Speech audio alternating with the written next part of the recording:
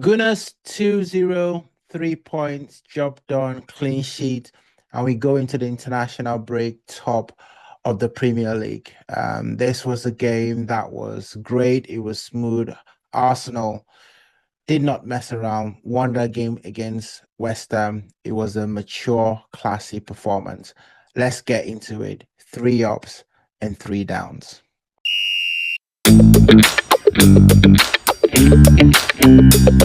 Okay, first up, let's start. Declan Rice, Bukayo Saka.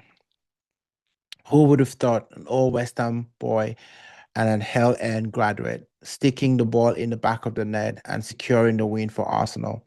Some people might call that chemistry, some people might call that destiny. I like to call that Premier League maturity. Those two are the leaders, for this Arsenal team going forward, and I absolutely love what they're doing. So that for me was number one. Number two, composure. I love that control that we had in the midfield. We were assured, we were calm, and we controlled the game. We didn't even allow West Ham one single shot on target. And that's also Zubimendi effect as well, because he came in after Odegaard went out.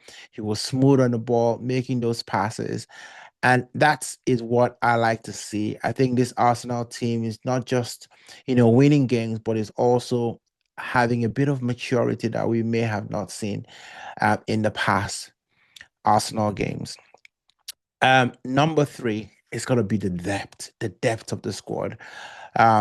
We had players coming, a Champions League fixture in midweek, and then coming to a Premier League game where we made six changes in the Champions League, and then we come into the Premier League game and we also shuffled the pack, and everyone slotted in seamlessly. There was no break, there was no, sort of drop in quality, and I dare say this is something that us Arsenal fans have been looking for a very, very long time. We've been waiting to be able to be what Man City was, to change players with no noticeable drop in quality or performance.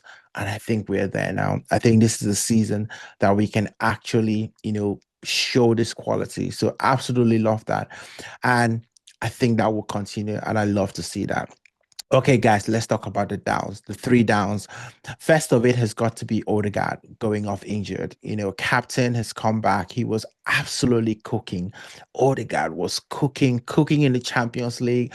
He came in that first couple of minutes, and you can see, the things that he was doing. And I was thinking to myself, yeah, we're gonna unlock Gyökeres here, but is he so unlucky? It's gone out to an injury again. And the reports are suggesting there's an MCL. So it's now a question of what grade it is. I'm glad there's not an ACL, because that's usually almost a season ending type of injury. So it's now a question of how soon can he come back? So we do wish our captain all the best in his recovery, but we really, really want him to get back to that rhythm that he was showing in the games. Okay, second down, again, another injury. I mean, Declan Rice was holding his back, leaving the field. Now, I hear that's not too bad because potentially he's going to play in the international game. But when you have your two key midfielders going out in one game, that doesn't look well. And I know we've got the squad depth now, but we can't just keep having injuries after injuries after injuries. So that's something that we just need to get a handle of, because when the game's coming thick and fast, we might run out of all these options that we have. And then the third down for me, that killer instinct in the beginning. West Ham really didn't have a leak in this game, let's be honest. But, we kept them around, kept them lingering a little bit before that first goal came. And Paqueta had a missed chance. There was also another missed chance by West Ham. Against better teams, you cannot afford that. You need to almost get the game over and done. And I know it's not easy, and I appreciate that. The Premier League is a difficult league. There are no easy games. But when we play teams like this is the sort of games that could be messy. We didn't make it messy, but it needed just that one more punch, right? So I think for me, that's another place where we can get a little bit better. All right. So goodness, there it is. Our three ups to three downs.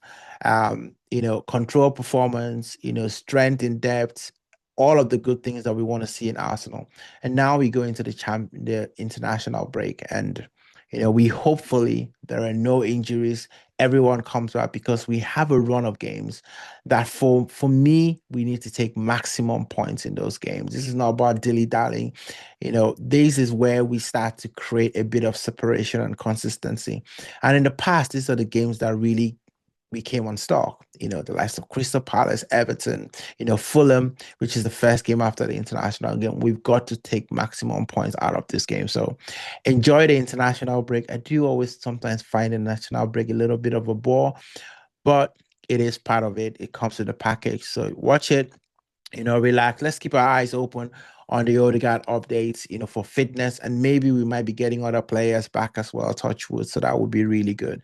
And I'll see you at the next Pavilion podcast. And let's not forget, we'll be looking into the next 6 games for Arsenal. And I'll kind of look back at the first 6 games and what I predicted. How did I do? What did you guys think that I did? How well do you think I did? Stay safe, guys, and enjoy. I'll see you in the next one.